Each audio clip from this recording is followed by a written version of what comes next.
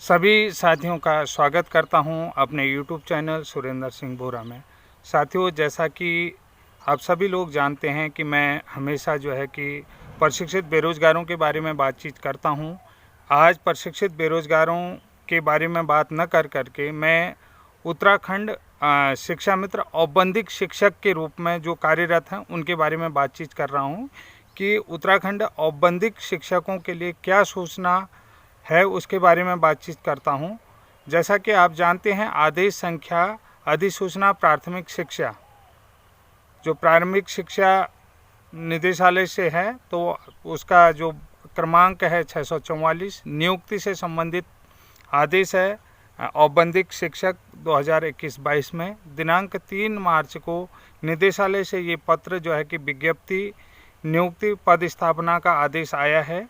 तो ये आदेश क्या आया है इसके बारे में थोड़ा सा बातचीत कर लेते हैं कि उत्तराखंड शिक्षा मित्रों से संबंधित है जो औपबंधिक शिक्षक के रूप में 2015 से कार्यरत हैं।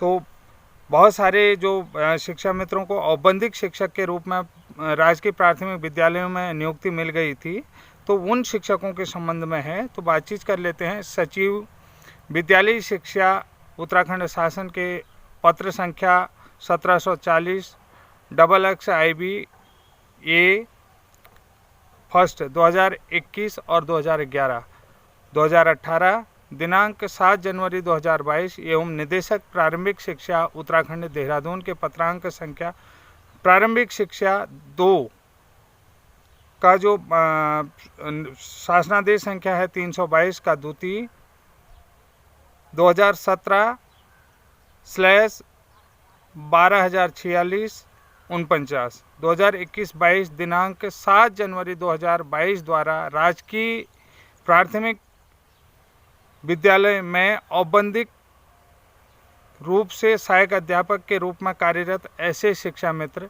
जो उत्तराखंड प्रारंभिक शिक्षा अध्यापक सेवा नियमावली 2012 तथा संशोधित के प्रावधानों के अंतर्गत द्विवर्षीय DLED या BTC प्रशिक्षण एवं अध्यापक पात्रता परीक्षा प्रथम उत्तीर्ण कर चुके हैं का औपबंधिक समाप्त कर सहायक अध्यापक प्राथमिक के पद पर नियमित नियुक्ति हेतु अग्रेतर कार्रवाई करने के निर्देश के क्रम में दिनांक 26 मार्च 2022 को जनपद के अंतर्गत सहायक अध्यापक के पद पर औपबंधिक रूप से कार्यरत शिक्षा मित्रों के उत्तराखंड राजकीय प्रारंभिक शिक्षा अध्यापक सेवा नियमावली 2012 यथा संशोधित के प्रावधानों के अंतर्गत द्विवर्षीय DLED BTC प्रशिक्षण एवं अध्यापक पात्रता परीक्षा प्रथम उत्तीर्ण कर चुके हैं। औपबंधिक रूप से सहायक अध्यापक के पद पर कार्यरत शिक्षा मित्रों को सहायक अध्यापक प्राथमिक के पद पर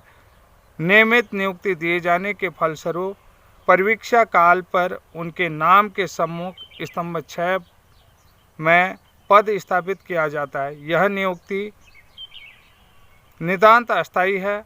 सत्यापन में किसी भी प्रकार की भिन्नता पाई जाए एवं प्रमाण पत्रों के फर्जी पाए जाने की दशा में सहायक अध्यापक प्रारंभिक के पद में नियुक्ति स्वतः ही निरस्त मानी जाएगी।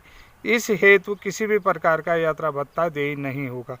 यानी कि जो कॉलम 6 में जो पदस्थ है, तो वहाँ पर जो है प्राथमिक शिक्षा भर्ती के कॉलम में रिक्त पद के प्रति नियुक्ति है।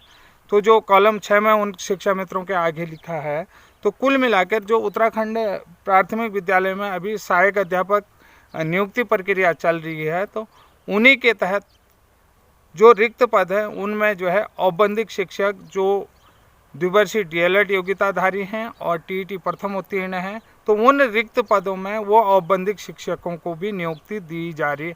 अर्थात मैं यहाँ पर ये कहना चाहता हूँ कि जो उत्तराखंड डाइट DLED और जो है BEd प्रशिक्षित उम्मीदवारों की जो भर्ती प्रक्रिया इस समय गतिमान है, उस गतिमान भर्ती प्रक्रिया में आपने लिस्ट देखी होगी, तो वहाँ पर शिक्षा मित्र करके बहुत सारे लोगों की नियुक्ति हुई है। तो जैसे जनपद नैनीताल में प्रारंभिक शिक्षा की भर्ती नहीं थी, तो लेकिन 12 शिक्षकों की औपबंधिक नियुक्ति थी, तो उन लोगों ने TET उत्तीर्ण कर लिया है। तो अब उनको जो है कि निदेशालय से जो है प्रारंभिक शिक्षा निदेशालय से नियुक्ति पत्र जारी कर दिए गए हैं और जो नियुक्ति है वो नितांत अस्थायी है। तो ये बात इसमें कह लिया गया है। कुल मिलाकर के जैसा कि आप जानते हैं, औपबंधिक शिक्षकों की नियुक्ति 2015 में हुई थी। 2015 में कैसे हुई, अब उत्तराखंड शिक्षा मित्रों के बारे में थोड़ा सा बातचीत कर लेते हैं। जो उत्तराखंड शिक्षा मित्रों का जो पहला बीटीसी बैच था वो 2010 से 2012 था। तो जो इस जो लेटर है, विज्ञप्ति है, लेटर दे रखा है, शासनादेश दे रखा है, तो उस शासनादेश में उसका जिक्र किया हुआ। तो 2012 के बाद जो लोग टीईटी पास हुए तो उनको जो है कि सेवा नियमावली 2012 के अनुरूप जो है कि स्थायी नियुक्ति यानी कि जो है नियमित नियुक्ति दे दी गई थी। और जो लोग टीईटी पास नहीं हुए तो उस समय उत्तराखंड में कांग्रेस की सरकार थी। माननीय हरीश रावत जी जो हैं कि यहाँ के मुख्यमंत्री थे 2015 में, और राज्यसभा में महेंद्र सिंह मेहरा जी जो हैं कि राज्यसभा सांसद थे। तो इन दोनों की पहल से कुछ शिक्षा मित्रों को औपबंधिक शिक्षक के रूप में नियुक्ति दी गई थी, जिन लोगों का यानी कि बीटीसी कंप्लीट हो गई थी। यानी कि शिफ्ट वाइज जो है कि यहाँ पर बीटीसी चल रही थी। जैसे पहले बैच ने जो है कि बीटीसी करी, दूसरे ने डीएलएड करा, जिनका 2014 में हुआ, तो 2015 में उन्हें जो है कि बिना टीईटी के औपबंधिक नियुक्ति दी गई थी। उसमें सबसे बड़ा अच्छा रोल जो है कि हमारे राज्यसभा सांसद महेंद्र सिंह मेहरा जी का भी रहा और मुख्यमंत्री जी का भी रहा। तो इसी तरीके से उन्होंने जो है कि जो स्तंभ 6 में लिख दिया है, तो उसमें लिख दिया है कि रिक्त पद के प्रति नियुक्ति जो है कि इन औपबंधिक शिक्षकों की हो रही है।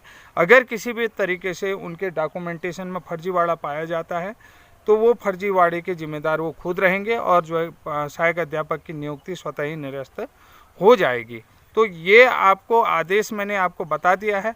बहुत सारे, अब मैं इस वीडियो के माध्यम से अपने बीएड ब्रिज कोर्स वालों को और बीएड वालों को भी कहना चाहूँगा कि यहाँ पर जो पदों की नियुक्ति हो रही है, जो रिक्त पद वर्तमान भर्ती प्रक्रिया में जो रिक्त पद हैं उन रिक्त पदों में ही हो रही है। कॉलम 6 में ये चीज़ अंकित किया हुआ है उनका। आपने जो काउंसलिंग की लिस्ट आई है तो उन काउंसलिंग की लिस्ट में भी अंकित देख लिया होगा। लेकिन इन लोगों की काउंसलिंग आप लोगों के साथ नहीं हुई थी। इन लोगों की काउंसलिंग जो है कि अपने डाइट सेंटरों में हुई थी। डाइट सेंटरों में जो है कि 26 मार्च के आसपास जो है कि इनका हुआ था। तो 26 मार्च में इनकी काउंसलिंग हुई थी और इनको नियुक्ति दी गई। तो नैनीताल जिले में 20 शिक्षक ऐसे हैं जो औपबंधिक नियुक्ति से अब नियमित नियुक्ति पा रहे हैं।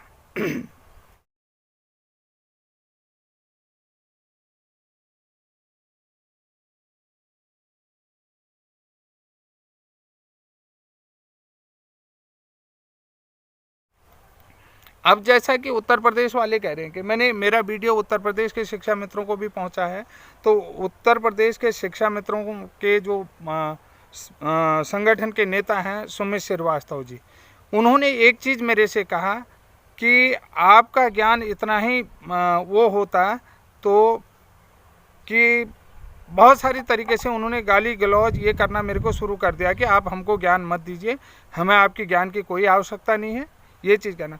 लेकिन इस वीडियो के माध्यम से मैं सुमित श्रीवास्तव जी से कहता हूँ कि देखिए, अक्षरों से मिलकर शब्द बनता है, अक्षरों से मिलकर शब्द बनता है, शब्द से शब्दों को मिला करके जो है कि सेंटेंस बनता है, तो आप वाक्य बनता है।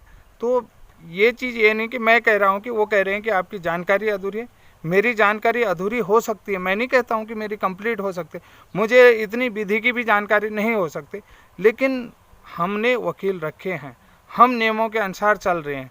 हमने जो है कि उस भर्ती प्रोसेस को देखा है जिसमें जो है कि पैरा टीचर शिक्षा मित्र नियमित हो गए हैं। हम उन नियमितीकरण की बात करते हैं। हम किसी आदमी को कि तुम ऐसा करो करके सलाह नहीं दे रहे हैं, हम सिर्फ अपनी बातें बताते हैं कि कैसे उनका नियमितीकरण हुआ। तो वो चीज़ें हम बता रहे हैं कि किस तरीके से वो लोग आगे बढ़े और धीरे धीरे जो है कि उनका नियमितीकरण हो। हम एनसीटी की शिक्षक सेवा नियमावली, अध्यापक सेवा नियमावली की बात करते हैं। हम किसी को ये गलत सलाह नहीं देते हैं कि आप ऐसा करिए। लेकिन थोड़ा सा मैं ये कहना चाहूँगा सुमित श्रीवास्तव जी को कि थोड़ा सा आप ध्यान रखिएगा।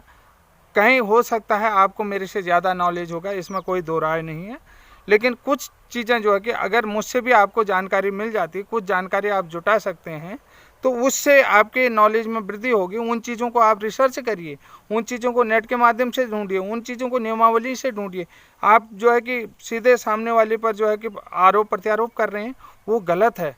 कि सामने वाला जो है कि सामने वाले के यहाँ क्या प्रक्रिया थी, ये नहीं कह सकते कि हर तरीके के हर लोगों का रहन सहन अपने तरीके से होता है। हर चीज़ के जो है कि घर परिवार के भी अलग अलग नियम कानून होते हैं, कायदे होते हैं। तो मैं आपके नियम कानून कायदे पर नहीं कूद रहा हूँ और ना ही कूदने की कोशिश करूँगा।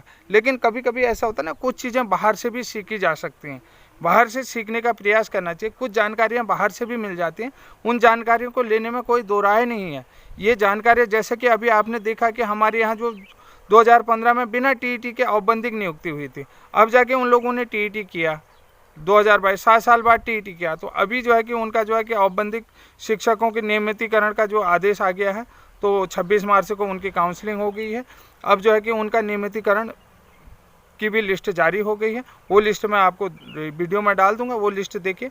तो वो लोग जो है कि सहायक अध्यापक राजकीय प्राथमिक विद्यालय में अब जो है कि उनके अंदर कोई कमियां पाई जाती हैं, उनके डॉक्यूमेंटेशन में कोई कमी पाई जाती है, तो उसका जिम्मेदार वो है, हाँ, सरकार नहीं है। वो लोग नियमों के तहत लड़ते आ रहे थे, वो नियमों के अकॉर्डिंग चल रहे थे। तो दूसरी बात यह है कि वो उन्होंने हमेशा नियमों का पालन किया, उन्होंने संघर्ष किया, उन्होंने कोर्ट की सलाह ली, सबकी सलाह ली।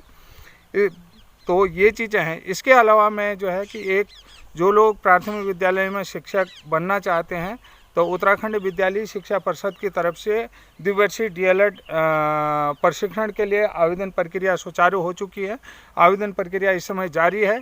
26 अप्रैल तक जो है कि अंतिम आवेदन करने की तिथि है। तो इसमें मैं एक चीज़ और कह रहा हूँ कि उत्तराखंड से जो लोग डीएलएड करना चाहते हैं, जो उत्तराखंड से बाहर हैं और उत्तराखंड के निवासी, उत्तराखंड के मूल निवासी हैं, तो प्रवेश परीक्षा का आयोजन जो है 25 मई को होगा।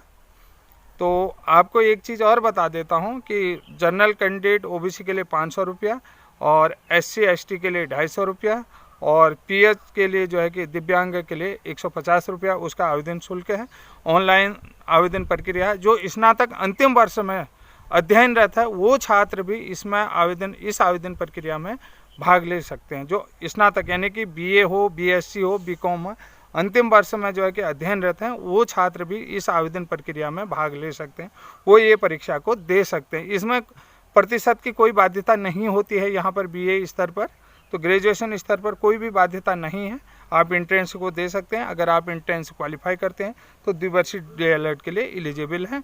और आजकल तो देखिए कि द्विवर्षीय डीएलएड प्राथमिक शिक्षा के लिए बहुत ज़रूरी है, तो आप लोग कर सकते हैं। जो भी छोटे भाई हैं, जो लोग इस समय स्नातक में अध्ययन रहते हैं, जो भी हैं अपने आसपास हैं, तो उनको जानकारी दे दीजिएगा। तो तब तक के लिए जय हिंद, जय उत्तराखंड।